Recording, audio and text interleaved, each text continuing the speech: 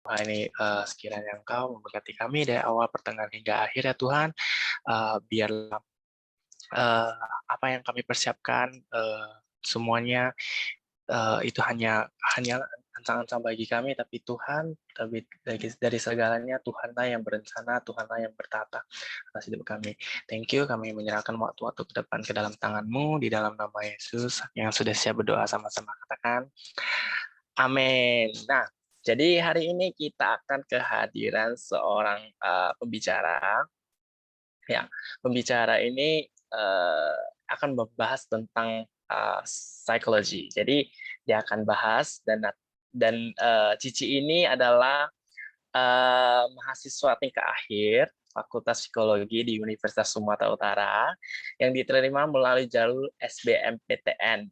Nah, dia sekarang sedang menjalani tugas akhir atau skripsi dengan IPK sementara 3,63. Nama Cici ini Natalia Valencia. Sebagai seorang mahasiswa, ia aktif juga melakukan kegiatan organisasi BEM Fakultas Psikologi USU sebagai anggota kesejahteraan mahasiswa dan kepanitiaan mahasiswa seperti PKKMB Fakultas Psikologi USU 2021 sampai 2022 dan sering melakukan proyek atau kegiatan bersama dosen. Contoh, Dies Natalis 2018, Ustrum 4 2019, IOM Training for Immigrant, dan Cici ini di Gereja Mount Sharon dia melayani sebagai coach Army of God Teen dan Asher di ibadah raya.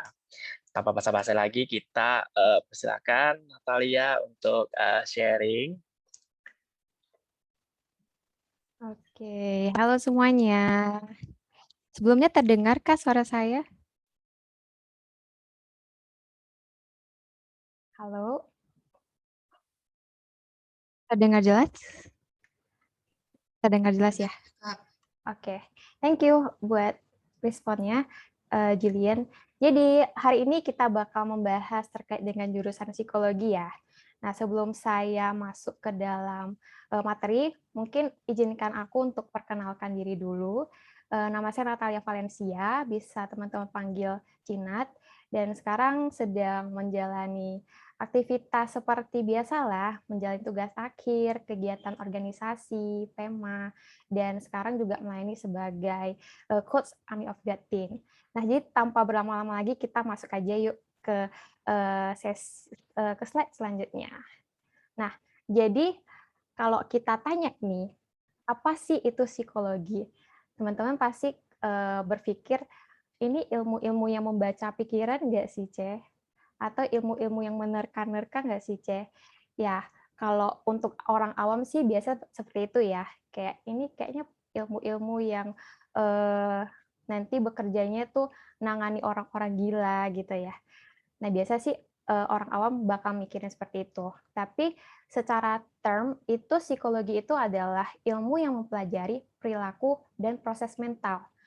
Nah, jadi apa sih bedanya psikologi dan psikiatri? Banyak nih yang sulit membedakan antara psikologi dan psikiatri. Kalau psikologi itu perbedaannya itu dengan psikiatri adalah kalau seorang psikologi atau seorang psikolog itu akan berada di bawah naungan Fakultas Psikologi dan dia akan mengambil spesialis psikolog atau mengambil jurusan psikologi. Kalau untuk psikiatri itu akan graduate-nya itu dari jurusan kedokteran, yang dimana dia akan mengambil spesialis kejiwaan. Dan kalau untuk psikologi, seorang psikolog itu tidak boleh nih memberikan resep dokter, hal-hal yang berkaitan dengan medis. Kalau psikiatri boleh memberikan resep-resep dokter, dan itu salah satu kunci dari psikiatri sih, perbedaan dari psikolog dan psikiatri. Dan juga kalau seorang psikolog atau sarjana psikolog itu saat lulus dari jurusan psikologi, dia akan mendapatkan gelar SPSI untuk S1 dan NPSI psikolog untuk S2. Jadi di S2 ini teman-teman baru dinyatakan sebagai seorang psikolog. Nah, kalau untuk psikiatri, teman-teman kan harus melalui jurusan kedokteran dulu, ambil jurusan kedokteran dasar dulu, baru nanti spesialisnya itu kejiwaan dengan gelar dokter SPKJ atau spesialis kejiwaan. Nah, jadi sampai saat ini teman-teman udah tahu ya bedanya psikolog dan psikiatri. Karena banyak yang mau jadi psikolog tapi ternyata yang dia maksud psikiatri dan sebaliknya gitu. Nah, jadi next aja.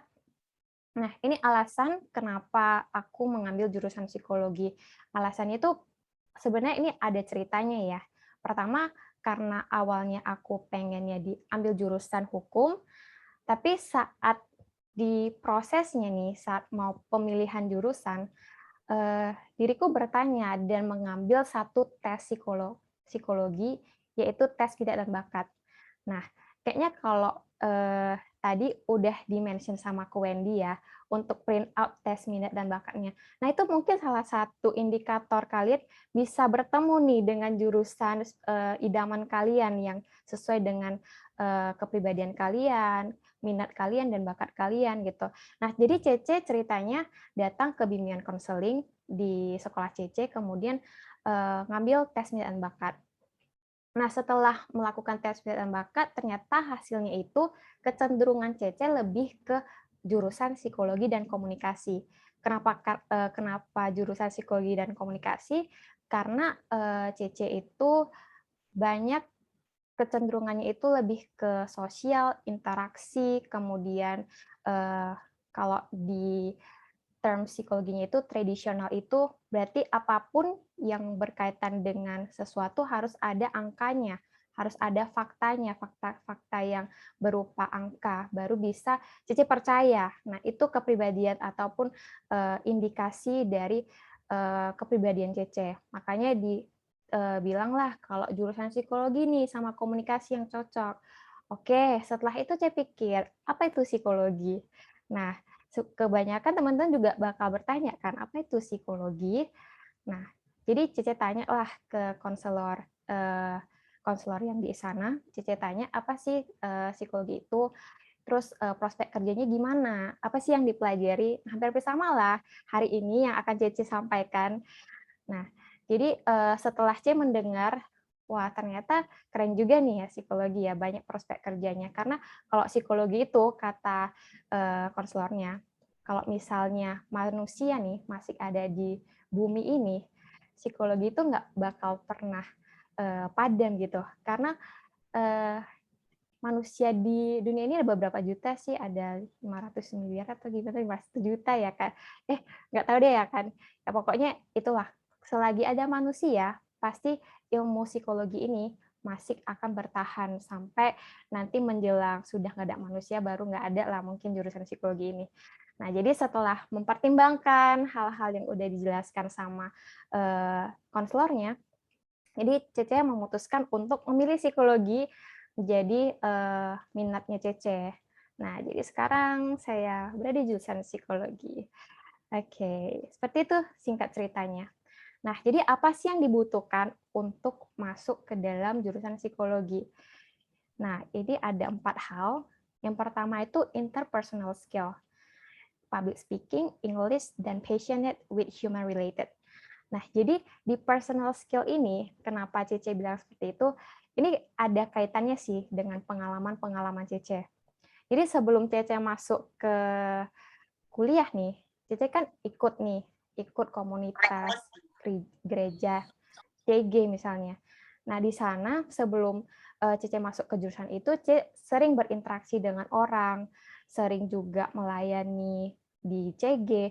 Jadi di CG itulah membentuk kepribadian Cece yang lebih dapat beradaptasi dengan orang, punya interpersonal skill yang baik, dan public speaking seperti kalau di CG kan kita biasa tuh sharing-sharing ataupun bawa games, PAW. Nah, itu melatih Cece tuh untuk mendapatkan hal itu. Maka dari itu saat Cece udah ada interpersonal skill dan public speaking-nya, Cece implementasikan ke fakultas Cece. Dan hasilnya itu sungguh-sungguh kayak menurut Cece kalau Cece nggak ikut-ikutan hal yang berkaitan dengan CG ataupun pelayanan, kayaknya Cece nggak bakal apa ya, seberguna itu di fakultas psikologi gitu loh. Karena memang apa yang Cece dapatin itu benar-benar beda dari teman-teman yang lain. Nah, contohnya ya, kenapa kita harus punya interpersonal skill. Yang pertama, karena psikologi itu berkaitan dengan manusia, pastinya banyak ya kita bertemu dengan manusia, dan kita gimana sih caranya kita bisa attach sama orang tersebut, gimana kita bisa beradaptasi dan punya komunikasi yang baik dengan orang tersebut. Makanya kita perlu interpersonal skill. Kemudian public speaking. Nah, di public speaking di jurusan psikologi ya, terutamanya di Universitas Sumatera Utara, itu banyak presentasinya. Sehingga teman-teman harus melatih diri untuk berbicara di depan publik, di depan umum ya kan. Jadi misalnya dari 10 mata kuliah di satu semester itu, 9 diantaranya itu pasti presentasi. Jadi teman-teman menyiapkan satu bahan, kemudian teman-teman presentasikan di dalam kelas berserta dosennya. Nah, jadi hal itu sih yang membantu Cece, dari CG itu membantu Cece untuk oke, aku udah punya nih dasar-dasarnya gitu. Nah, selanjutnya English. Di English, kenapa Cice bilang Inggris itu sangat diperlukan? Karena psikologi itu kan ilmu dari luar tuh. Sehingga apa yang kita pelajari kan juga berasal dari luar. Yang dimana kebanyakan buku-bukunya itu bahasa Inggris. Nah, jadi teman-teman nih yang masih eh, berkemungkinan Inggrisnya masih kurang, ataupun masih belum diasah sebaik mungkin, mungkin bisa dilatih dari sekarang. Entah dengar podcast, nonton film Inggris, baca buku Inggris gitu kan. Jadi teman-teman bisa improvisasi Inggrisnya sebelum kalian masuk ke dalam jurusan psikologi gitu. Kemudian yang terakhir itu passionate with human relate. Nah, jadi karena kita banyak berinteraksi dengan orang, kita juga harus tahu apa sih yang berkaitan dengan orang, kira-kira entahkah lingkungannya ataukah yang mempengaruhi seseorang itu karena keluarganya. Nah, apapun yang berkaitan dengan manusia, itu kita harus tahu dan kita harus passion ke dalam mempelajari hal tersebut gitu. Nah, jadi itu 4 hal yang mungkin teman-teman harus tahu dan butuhkan untuk masuk ke dalam psikologi. Kemudian selanjutnya, apa sih yang kita pelajari di psikologi? Nah, ini kan ada 7 poin nih. Mungkin kita bisa breakdown satu-satu ya. Yang pertama itu kita belajar mengenai mental proses. Kita akan belajar mengenai bagaimana proses mental itu mempengaruhi perilaku kita. Oke? Dengan contoh, saat kita kesel nih dengan seseorang, mungkin kita akan memproyeksikan perilaku kita itu dalam bentuk perilaku agresif. Contohnya marah, membanting barang. Nah, itu salah satu bentuk proses mental yang mempengaruhi perilaku kamu gitu loh. Nah, jadi kita belajar dulu dasarnya apa sih yang mempengaruhi perilaku kita, itu proses mental. Yang kedua, kita akan belajar mengenai basic psychology in real life. Nah, contohnya nih, saat kita lagi melakukan perjalanan yang dari rumah ke satu tempat yang menurut kita itu asing menurut kita ya kan. Dan selama perjalanan kita mempersepsikan jarak tempuh itu jauh dibandingkan saat kita pulang dari kita pulang dari tempat itu ke rumah kita. Iya enggak? Teman-teman ada ngerasain nggak saat kita pulang nih dari satu tempat ke rumah kita, kok jaraknya lebih dekat ya? Kok nggak gitu capek ya? Nah, itu juga ada kaitannya dengan proses mental. Jadi teman-teman itu dipelajari nih. Jadi penjelasannya kenapa kita lebih capek saat kita datang ke suatu tempat yang lebih yang asing ataupun yang nggak kita kenal dibandingkan saat kita pulang dari satu tempat ke rumah kita. Penjelasannya itu karena saat kita datang ke satu tempat yang asing, itu membutuhkan proses mental yang lebih banyak. Dan itu akan membuat kita menjadi lebih lelah. Makanya kita merasa, wah jarak antara rumahku sama tempat itu kok jauh banget ya. Tapi pas pulang kok kerasanya deket ya. Karena saat pulang, proses mental yang dipakai itu lebih sedikit. Dan itu nggak buat kita lelah. Dan mungkin aja tuh ada beberapa orang nih, pas mereka pulang kerja ke rumahnya, kadang-kadang pas jalan tiba-tiba udah sampai KJ. Nah, itu nggak perlu memakai proses mental yang banyak, maka kita ngerasa lebih dekat gitu. Nah, jadi setelah kita belajar tentang proses mental, kita akan belajar mengenai personality, kepribadian. Kalau psikologi itu berkaitan erat dengan kepribadian kan. Nah, karena setiap hal atau alat ukur ya, misalnya tes minat dan bakat, itu ada dasarnya, ada teori-teorinya. Nah, teori-teorinya itu teman-teman pelajari di kepribadian, di personality. Nah, kalau teman-teman udah mencari tahu sedikit banyak terkait dengan psikologi, teman-teman pasti tahu Sigmund Freud, kemudian Ivan Pavlov. Nah, itu berkaitan erat banget tuh dengan kepribadian, karena itu adalah dasarnya lah, bisa dibilang. Nah, setelah itu kita akan belajar mengenai psychopathology atau abnormalities. Nah, di sini lebih berhubungan dengan eh, kayak gangguan-gangguan gitu sih. Kayak contohnya nih, gangguan tidur. Itu bisa aja termasuk abnormalities atau gangguan atau psychopathology kalau misalnya sudah berangsur 6 bulan berturut-turut, kemudian gangguan makan, itu juga salah satunya. Jadi kita juga pelajari itu, dan ini hampir-hampir sama sih dengan psikiatri. Mereka juga ada belajar abnormalities. Jadi sebenarnya hampir-hampir sama dengan psikolog dan psikiatri, tapi bedanya yaitu kita nggak kasih orang psikolog itu nggak kasih resep dokter. Nah, kemudian kita akan belajar tentang tes assessment. Tes assessment itu adalah tes yang biasa dipakai oleh orang-orang. Contohnya tes MBTI, kemudian tes minat dan bakat, kemudian tes apa lagi ya? Banyak deh tes-tes yang ada gitu. Nah, kita mempelajari itu, cara mengukurnya, cara interpretasinya, itu kita akan belajar di sana gitu. Kemudian yang keenam, learn about creating measurement tests and analysis data. Nah, di sini kita bakal membuat alat ukur. Jadi, alat ukur itu berasal dari teori-teori yang ada juga ya. Jadi, kita bukan membuat asal-asalan nih alat ukurnya. Dan kita menggunakan data-data yang udah kita peroleh, kita analisis, dan kemudian muncullah satu kesimpulan bahwasannya A seperti ini, hipotesis ini seperti ini gitu. Jadi teman-teman mungkin agak banyak ya yang dipelajari karena memang ini berhubungan semua sama manusia. Dan yang terakhir adalah kita akan belajar mengenai kode etik. Kode etik untuk para psikolog atau sarjana psikolog. Jadi di sini kita belajar mengenai tata cara yang dimas psikolog atau saya psikolog itu dinaungi oleh satu bukan badan hukum sih, aturan-aturan yang melindungi pasien atau klien dan psikolognya.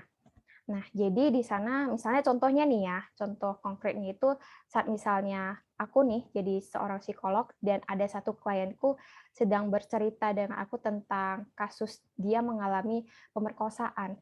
Nah, aku itu nggak boleh menceritakannya ke teman sejawatku atau teman psikologku juga, atau ke keluargaku, atau ke temanku. Karena itu ada perlindungan hukumnya, bahwasannya kita itu tidak boleh membeberkan cerita-cerita dari klien kita. Itu adalah salah satu kode etik begitu. Nah, next-nya di psikologi USU juga ada 6 departemen.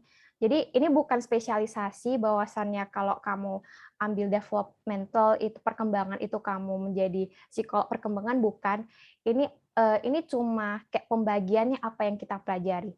Jadi kalau secara klinis kita itu akan belajar berkaitan dengan klinis seseorang. Contohnya saat penanganan pada klien yang depresi, adanya kecenderungan bunuh diri. Nah, itu kita akan belajar mengenai hal-hal yang berkaitan dengan itu gitu loh. Kemudian developmental, jadi ini berkaitan dengan tumbuh kembangnya seseorang. Contohnya misalnya di tahap perkembangan balita umur 2 tahun, mereka seharusnya udah bisa kan ngomong beberapa kata. Nah, tapi ada juga nih kalau misalnya di umur 4 tahun masih belum dapat bicara, nah mungkin itu ada indikasi bahwasannya perkembangan mereka itu telat ataupun ada yang bermasalah. Maka dari itu perlulah ditangani oleh yang profesional. Nah, jadi ini lebih ke pertumbuhan perkembangan seseorang gitu. Industrial and organization. Nah, ini lebih banyak di perusahaan seperti HRD. Jadi kita belajar tentang rekrutmen, kita belajar mengenai pelatihan-pelatihan, membuat pengembangan sumber daya manusia. Di sosial ini kita akan belajar mengenai hal-hal yang berkaitan dengan komunitas, lingkungan, dan politik. Nah, jadi itu lebih ke interaksi antara kita dengan lingkungan, dengan orang gitu. Kemudian eksperimental. Ini lebih belajar mengenai cara kita membuat alat ukur, kita menjadi seorang saintis, kemudian juga kita ini berkaitan erat dengan data-data angka-angka. Jadi kalau teman-teman di psikologi itu bakal belajar statistika namanya. Itu bukan mate, tapi statistika. Statistika itu satu ilmu yang mempelajari kayak distribusi data, hal-hal yang berkaitan dengan data. Nah, itu kita pelajari di eksperimental. Kemudian education, ini lebih ke pendidikan, contohnya membuat iklim sekolah yang baik itu gimana, kemudian membuat kurikulum sekolah itu bagaimana, itu kita pelajari di education, di pendidikan. Nah, kemudian apa sih yang harus kita tingkatkan untuk masuk ke dalam jurusan psikologi, mengimprove diri kita di bagian jurusan psikologi? Pertama, kita harus banyak bersosialisasi dengan orang-orang. Karena kenapa? Saat kita menjadi calon psikolog, kita itu pasti menemui banyak sekali orang-orang yang berbeda jenisnya, ya kan? Jadi kita harus mengerti kira-kira apa ya kalau misalnya kita ngomong ini, kira-kira apa yang biasa mereka tampilkan, biasa mereka tunjukkan, sehingga kita mengerti apa yang harus kita perbuat gitu. Jadi banyak-banyaklah berinteraksi dengan orang sehingga kita mengerti manusia itu gimana gitu. Kemudian active listening. Nah, ini salah satu ciri khas dari psikolog juga ya, seorang psikolog atau seorang sarjana psikolog itu juga karena kita banyak menangani masalah-masalah manusia, pastinya kita mendengarkan masalah itu. Sehingga kita perlu adanya skill active listening. Jadi jangannya kita banyak ngomong, tapi kita banyak mendengarkan mereka gitu. Kemudian yang ketiga itu high empathy. Nah, di high empathy ini intinya saat kita datang nih ke satu orang, kita perlu untuk merasakan kondisi atau perasaan dari lawan bicara kita. Nah, contoh selain itu berempati terhadap lingkungan itu juga salah satu dari bagian high empathy ya. Kayak misalnya kita peduli lingkungan, peduli dengan orang di sekitar kita. Nah, kemudian adaptif. Nah, untuk menjadi seorang psikolog, kita perlu bertemu dengan banyaknya jenis manusia dan kita perlu adanya tingkat adaptasi yang tinggi. Karena kalau kita datang dengan seseorang yang tingkat emosional itu naik turun ya. Emosional itu bukan marah ya, tapi kayak tingkat emosi yang ditunjukkan oleh seseorang. Yang naik turun tiba-tiba dia nangis, tiba-tiba dia marah-marah sendiri. Kita harus punya adaptasi tersebut.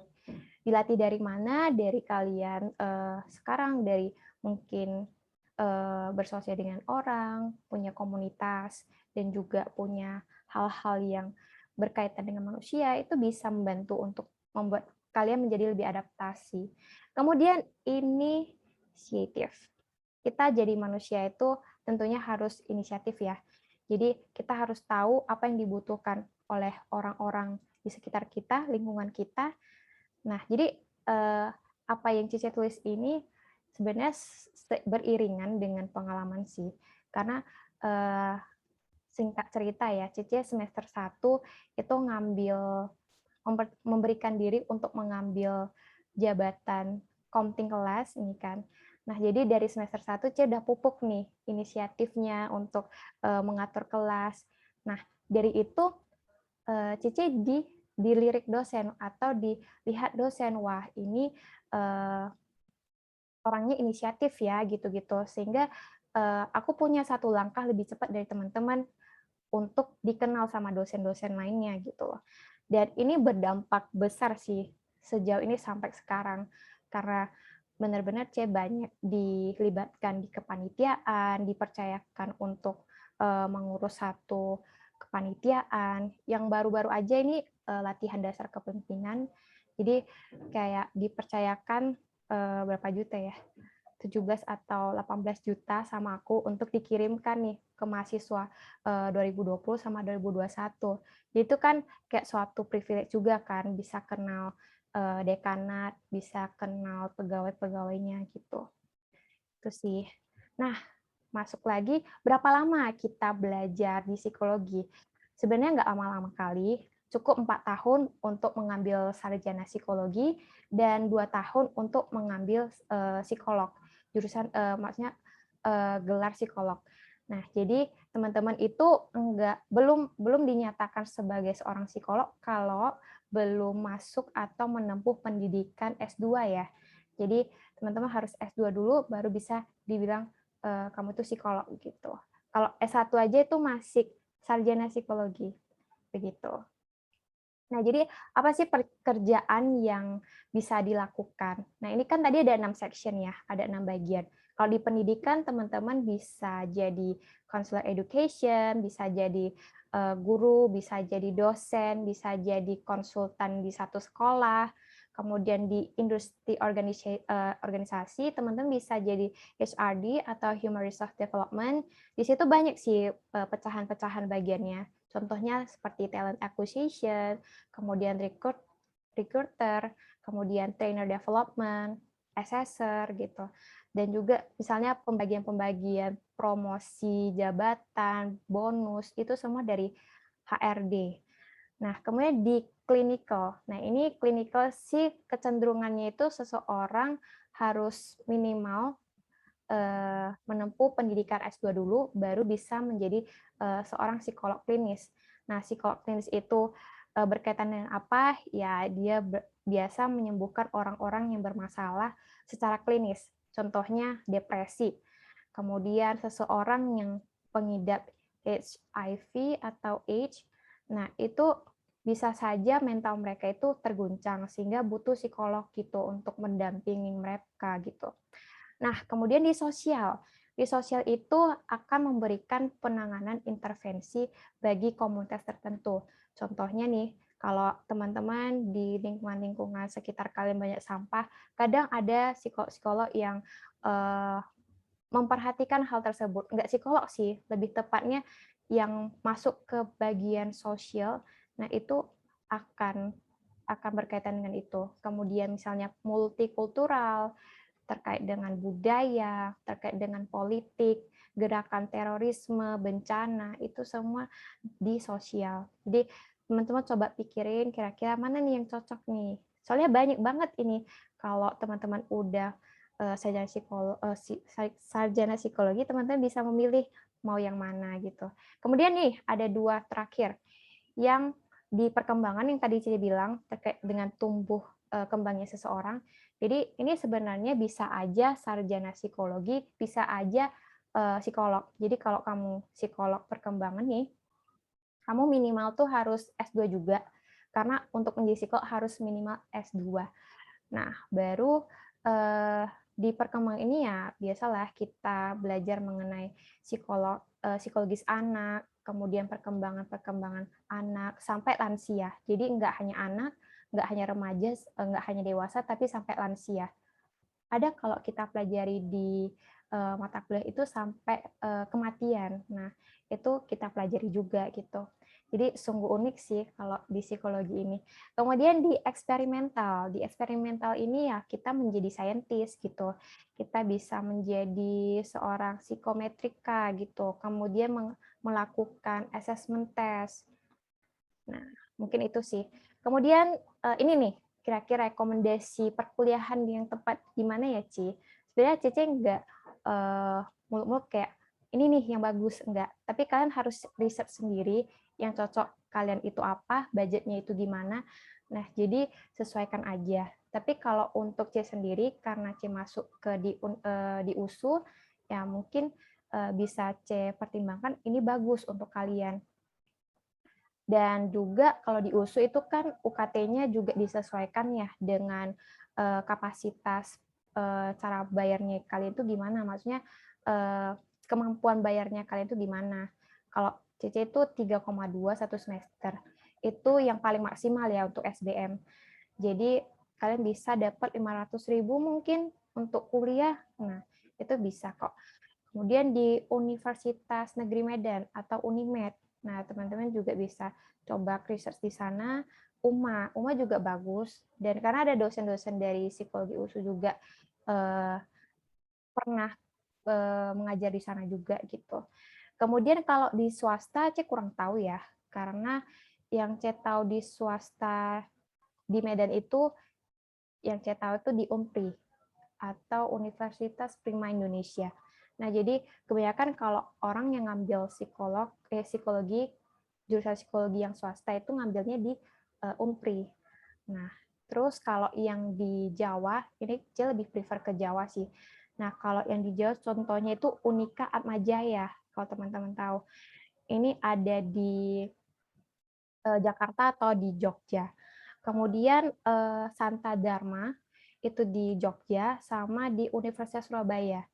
Nah, itu sih kira-kira yang mungkin akreditasinya udah bagus. Kalau untuk yang swasta, akreditasinya udah A. Nah, mungkin itu aja dari penjelasan jurusan psikologi. Mungkin penutup dari aku ya. Semoga pemaparan materi ini mengenai jurusan psikologi ini dapat bantu teman-teman untuk menentukan nih kira-kira jurusan yang tepat itu apa di perkuliahan nanti. Jadi sebenarnya apapun jurusan dan universitas yang akan teman-teman masuki, jangan menjadi salah satu indikator pembanding ya antara dirimu dengan orang lain nih. Kadang aku nggak dapat UGM terus dibanding-bandingkan sama anak USU ya kan. Nah tapi jangan. Jadi saat kamu udah berusaha sebaik mungkin dan mengerjakan bagianmu, yakin dan percayalah Tuhan itu bakalan provide yang sesuai dengan apa yang kamu kerjakan gitu. Itu aja sih dari aku. Kalau ada yang mau bertanya, silahkan dibuka sesi tanya jawabnya. Oke, thank you. Oke, keren banget ya tentang psikologi. Dan sebenarnya ini juga merupakan salah satu jurusan yang Kowen, ke-mute Kowen. Oke, keren banget jurusan psikologi, dan ini psikologi juga merupakan salah satu calon kayak pilihan aku untuk kuliah di USU terutama, dan dulu tuh memang pengen ambil psikologi salah satunya, dan karena pertimbangan mau ujian dua, Soshum dan Saintek, jadinya nggak jadi ambil gitu. Dan nah ini ada pertanyaan dari Alex ya. Biasanya kalau tamatan S1 hanya punya sedikit peluang buat langsung bekerja yang berhubungan dengan jurusan tersebut ya, C. Atau contoh pekerjaan yang bisa didapatkan setelah lulus dari S1 apa? Oke, thank you pertanyaannya. Sebenarnya untuk sarjana psikologi itu bisa di berbagai macam hal. Tapi kalau untuk di psikolog itu kan lebih ke interpretasi hasil, terus pemberian masukan atau saran untuk kliennya. Jadi itu memang perlu pendalaman.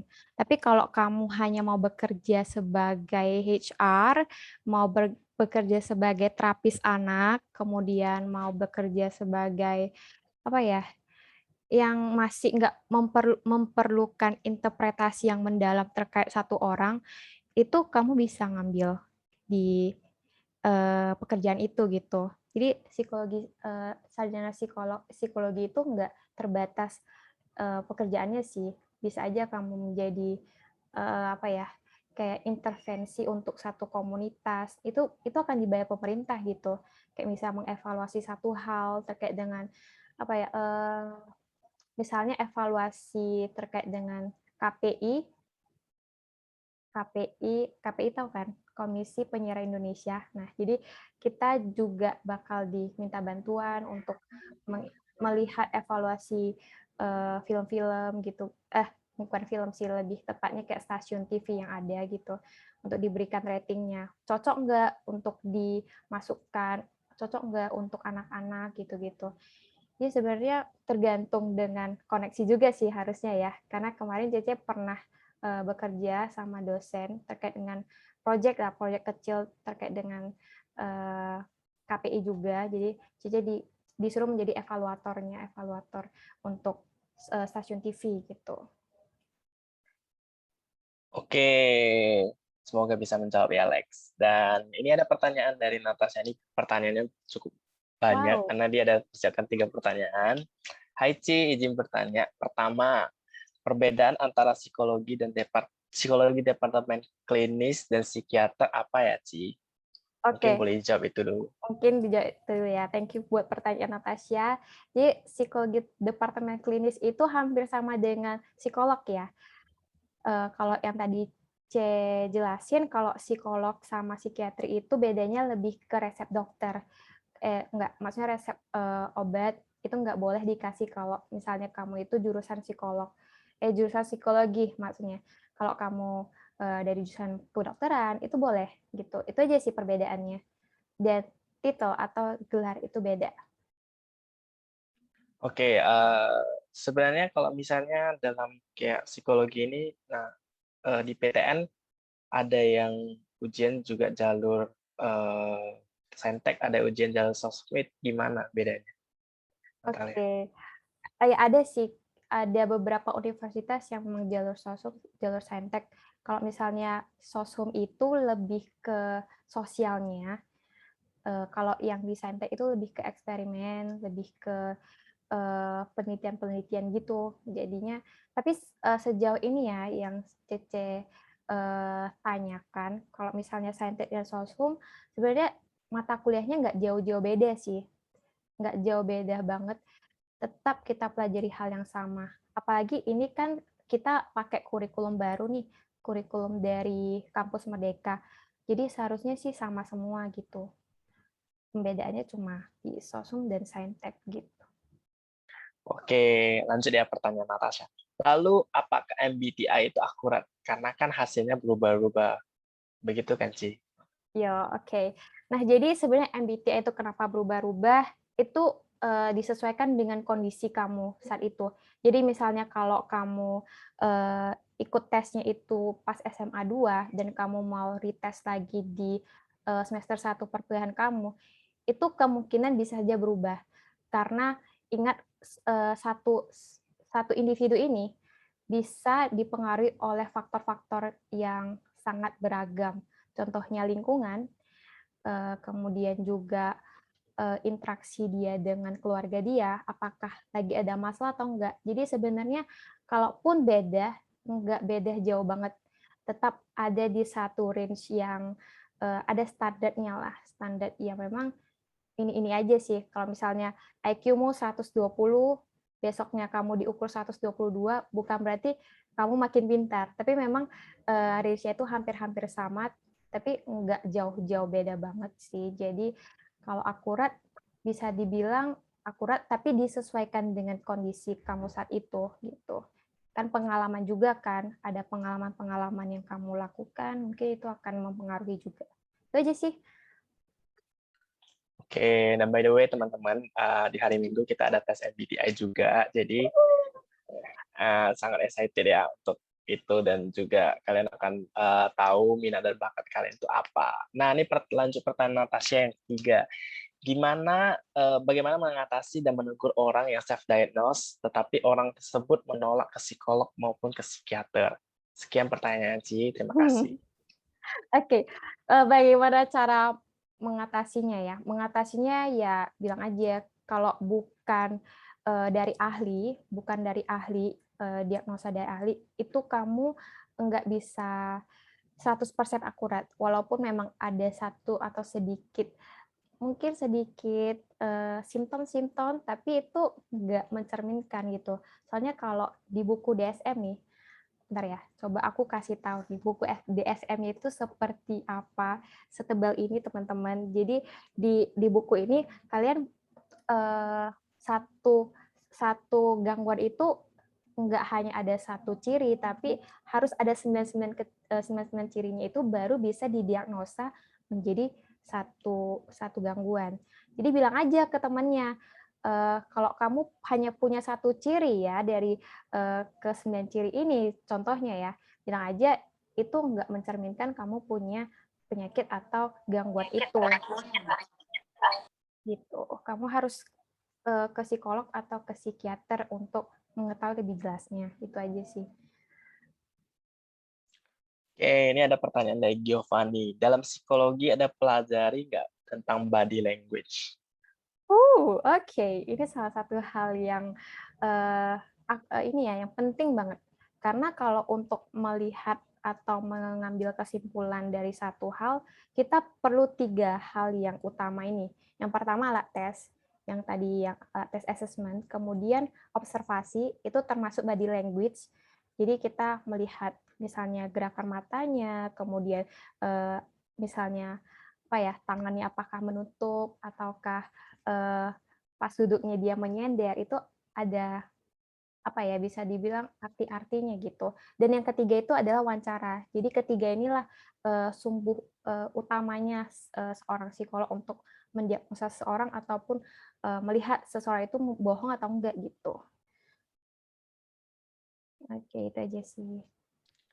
Oke, nah untuk teman-teman, berhubung waktu Q&A-nya sudah habis, nanti pertanyaan selanjutnya akan kita jawab melalui private chat ya. Nanti kita akan send pertanyaan ke Cina Natalia, dan Cina Natalia akan jawab pertanyaan kalian. Jadi kalian boleh chat panitia untuk bagi yang mungkin malu-malu nanya di Zoom chat ya, kalian boleh tanya di nomor telepon yang tertera di grup WhatsApp. Ya. Thank you buat Natalia, buat waktunya dan buat sharingnya, buat jawab-jawab pertanyaan kami. Semoga bisa menjawab setiap kebutuhan anak-anak di sini yang mungkin bingung milih jurusan apa dan lain sebagainya. Nah, teman-teman boleh dong bilang thank you Cina Natalia di kolom chat atau mungkin kasih emote, love dan thumbs up. Thank you buat pertanyaannya. Keren-keren. Ya. Nah, kita sudah selesai, tapi sebelum ini kita mau foto dulu bareng Cici nih ya. Boleh dong semuanya buka videonya, kita mau foto bareng.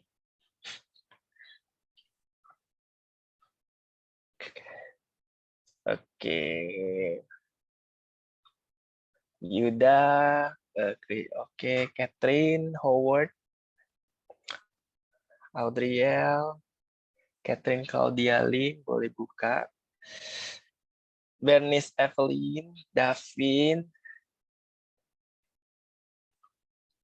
Alex, boleh buka videonya biar kita foto dulu. Ini ada 2 slide sih. Oke, kita foto ya. 1, 2, 3, say cheese. Oke, wait ya.